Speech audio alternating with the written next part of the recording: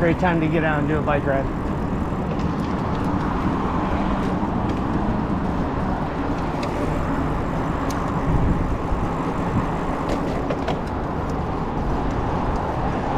Hey guys, good morning. We got a 5 a.m. bike ride through downtown Cleveland. Go ahead and hit that like and subscribe, and thanks for joining us along on the ride. Right turn. We're now on East 9th, heading south. Here we are at Willard Park. That is Cleveland's famous giant free stamp. This giant free stamp has an interesting piece of history here. It was actually made in 1982. It was on the Standard Oil, Ohio campus from 1982 to 1986, when Ohio was bought by BP. BP bought out Ohio, and they didn't want this statue. They didn't want this piece of abstract art. They didn't care for it. They didn't get it. So it actually went into storage for 5 years. For 5 years it was put away. And then in 1991 it was brought back here to Willard Park and put on display. It's kind of been here ever since. There's a little plaque here. See if you can see what it means. To the city of Cleveland, Mayor Michael White. It's like some sort of dedication plaque from 1991. A lot of varying opinions what it actually means. The stamp that just says free, some people think it means freedom of press, freedom of speech, freedom from slavery, a lot of those things. Freedom of expression is probably a good one. I think really it can mean whatever you want it to mean. So I remember coming down here to Indians and Browns games at the old Municipal Stadium and passing by this kind of crazy sculpture. So for me, it's free memories. Today, doing a free ride through Cleveland. Free can mean free ride. It means whatever you want it to, but pretty interesting, unique thing. Kind of just a weird thing down here in Cleveland in Willard Park. So let's continue on. It is the arcade, kind of the modern precursor to the outdoor mall. The malls aren't really a thing anymore. They're a dying thing at this point, and they still exist. Yeah, it's really a great time to be down here. Not much traffic.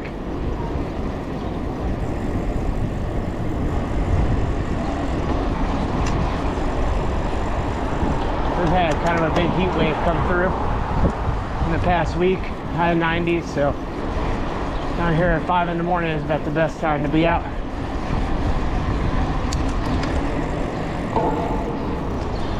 I don't know if you guys can tell, but we got a little bit of an uphill pretty much the whole way from the lake, so it'd be a nice downhill ride on the way back. There's the Cleveland Guardians Stadium, corner of Carnegie and Ontario.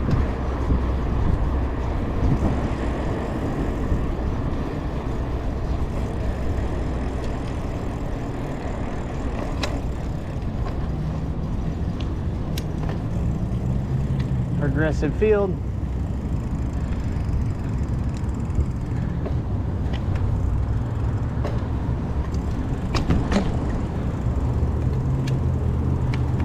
Watering the grass this time of morning.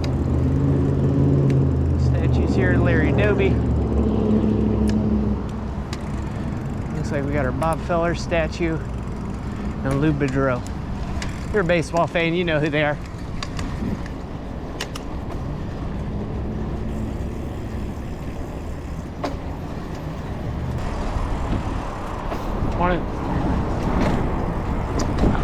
A few years back, ran the Cleveland Marathon. This started down here on Carnegie, right outside the Guardian Stadium. Very nice flat course.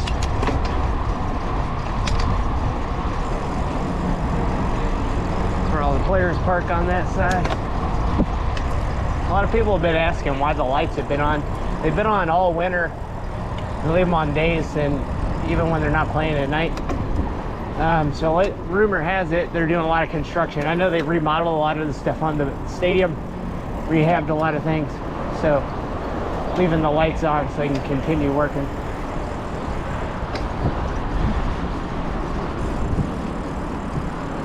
That's how you know you're getting old. I remember when this stadium was brand new. They moved out of the old municipal stadium. And it's already at the point where it needs a rehab. That's interesting.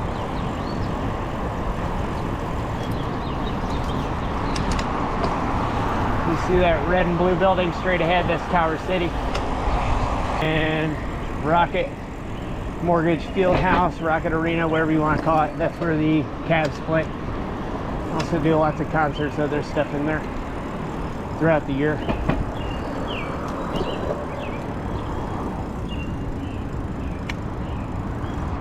But for a lot of people in the Northeast Ohio area, not the only time you come downtown. If you're coming to a sporting event or something like that. And when I was a kid, that was definitely the case. We're gonna go across the Carnegie Ontario Bridge here. And that, if you cross that bridge, actually straight ahead, it will take you over into Westside Market. Crossing over the Carnegie Ontario Bridge, the flats below us. See these two statues here? There's statues on either side of the bridge. These are allegedly the guardians of traffic. This is what our baseball team is now named after. But to be honest with you, the whole thing kind of feels like a psyop. So these statues, before they renamed the baseball team, nobody ever heard of these statues. I've never heard of them. I don't know anyone that's heard of them. Supposedly they were built in 1932, and they've been here the whole time, so pretty interesting. Something no one had ever heard of. We're now told they're culturally significant statues. We should name our baseball team after them. Or the baseball team's been renamed after them. Now they're a big deal. It's really bizarre. It kind of feels like a piece of manufactured history. Something that was copy and pasted and just added in later.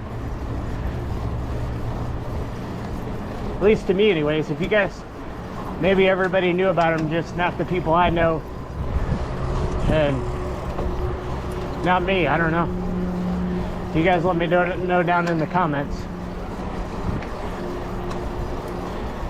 You get really kind of a weird, almost like Mandela effect.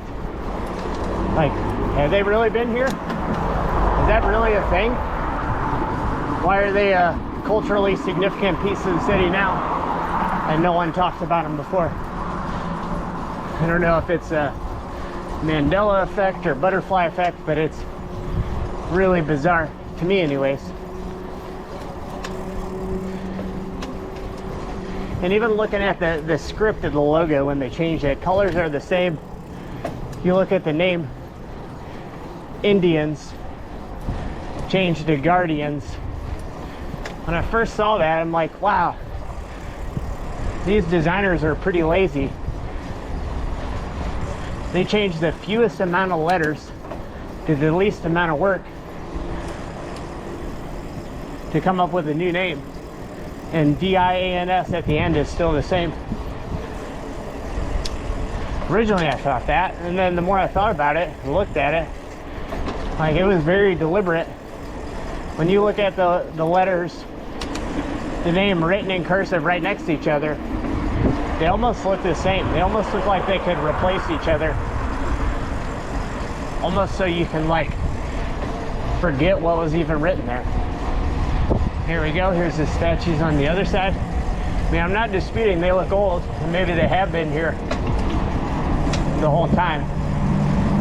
It just feels kind of weird. Feels like they've been inserted into the history of the city here. At a bare minimum, they've just been elevated in importance, you could say. Here are West 20th Street. If you see that clock tower straight ahead, that's actually the West Side Market. I'm gonna get up there and turn around. You guys saw my video a couple weeks ago exploring West Side Cleveland. We came up through here in the West Side Market and went the other way back through Edgewater Park. If you guys haven't seen that, I recommend you check out that video. Pretty cool ride through West Cleveland. It's a little bit of a rainy day, but good ride nonetheless. It gives you a good view of a lot of the city's historic landmarks and points of interest. But yeah, easy ride from downtown.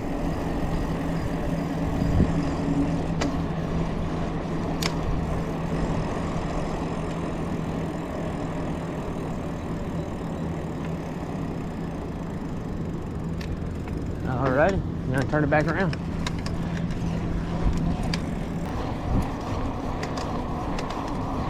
Wow, beautiful city skyline here as the sun's coming up.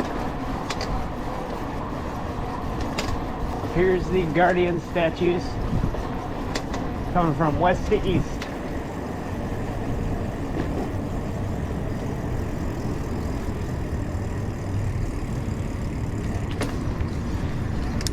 So going back to the whole Guardian's name change, not saying it's a psyop, but it certainly feels like it.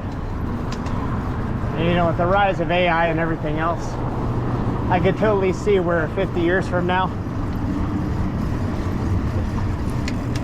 maybe the news story is, hey, they've always been the Guardians.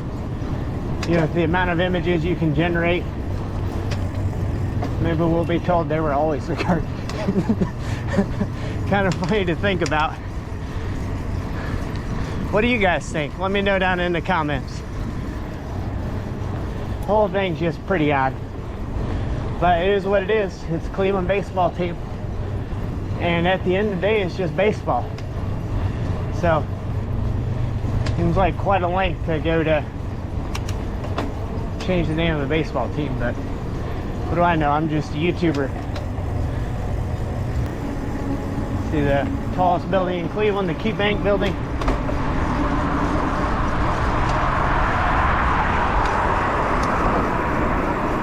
That is the mighty Cuyahoga down there.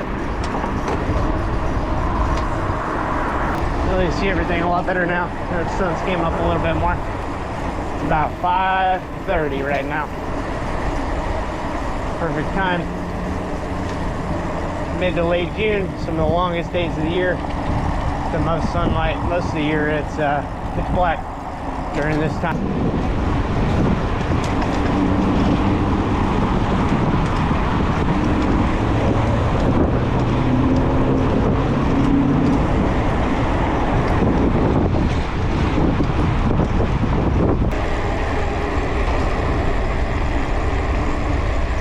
Here's the marina. We're doing a good time cruise on Lake Erie. You will launch from here. Good time 3 ticket office. Yeah, there's the boat. Gonna do a cruise on Lake Erie.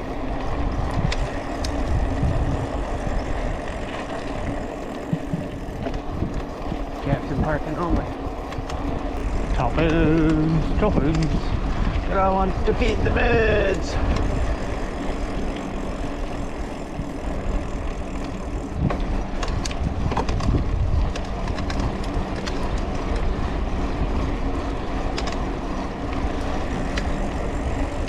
Cleveland Cliffs, William G. Mather.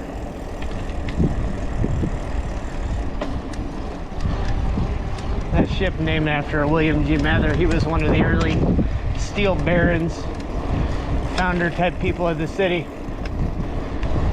back in the early 1900s.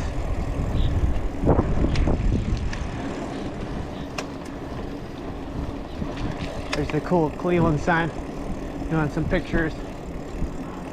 The skyline in the background. Rock and Roll Hall of Fame.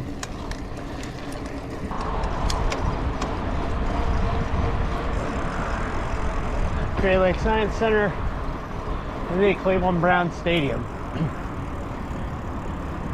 who knows how much longer that's the Browns stadium. They're still looking at moving out to Brook Park and building a new stadium, most likely a dome. Here's another one I remember when this was built brand new. The Browns came back in 1999. And it's apparently already falling apart. Yeah, not a great job building a stadium like this. You spend such a crazy amount of money and get 20 years out of it. Kind of embarrassing, I would say, compared to how long the old stadium lasted. What, 70 years?